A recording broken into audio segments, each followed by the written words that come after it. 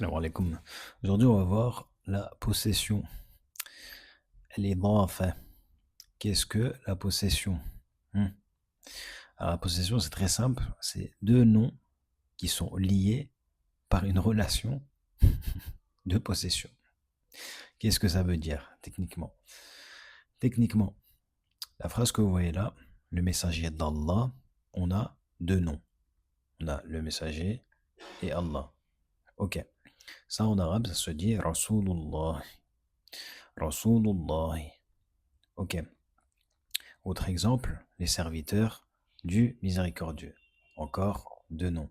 Le premier, les serviteurs et miséricordieux. Ibadou, donc les serviteurs. Ibadur Rahman. Ibadur Rahman. Donc le miséricordieux. Ok.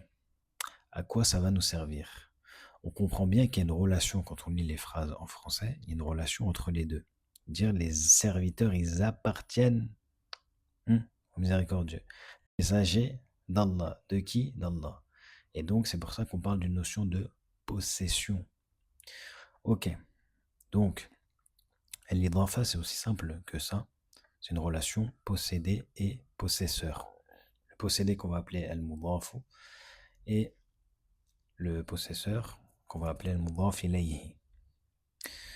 Donc, c'est un seul bloc de sens, c'est-à-dire que ça, c'est une seule unité, même s'il y a deux mots. Vous allez vous y faire, c'est très présent dans le Coran. Donc, quelles sont les caractéristiques du possédé? Al-Mudaf. Il n'a pas de L devant lui, donc jamais. Là, vous remarquerez qu'il n'y a rien ici. Hein? On ne dit pas Ar-Rasulullah, on dit Rasulullah. Donc, le messager d'Allah. Donc, pas de L et pas de Tanwin. Jamais. Là, il n'y a pas de Tanwin, il n'y a pas de Tanwin, on n'en a jamais. Ok. Si on ne respecte pas ça, on n'est pas dans Al-Idafa, on n'est pas dans la possessivité. Ok, pour le deuxième, pour le possesseur, Al-Mudaf ilayhi. Donc lui, il peut être défini ou indéfini. Ok, jusqu'à là, rien de spécial. Et puis, il termine très souvent par une kasra. Là, on remarque là plutôt, Ibadur Rahmani, kasra, ici, kasra. Ok, on vient de dire aussi qu'il peut être défini ou indéfini. Ça, je vous invite à vous référer au cours précédent sur les définis. Mais je vous donne un exemple ici. Nouru kitabin. Qu'est-ce que ça veut dire? Ça veut dire la lumière d'un livre. C'est-à-dire le fait d'avoir cette marque-là montre qu'on parle de quelque chose d'indéfini. Un livre quelconque. On n'a pas dit la lumière du livre qu'on connaît. C'est la lumière d'un livre quelconque. Ok. Donc on a un tanwin.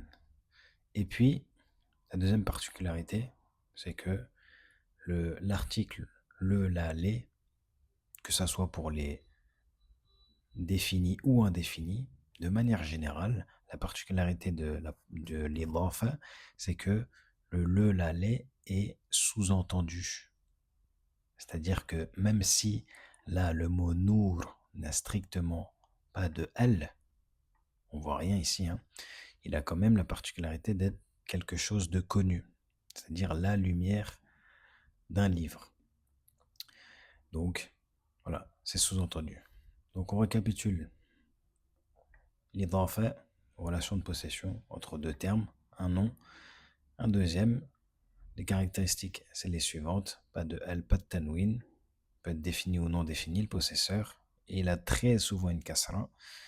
Et puis, on le répète, le, la, les, il est sous-entendu pour le mudaf.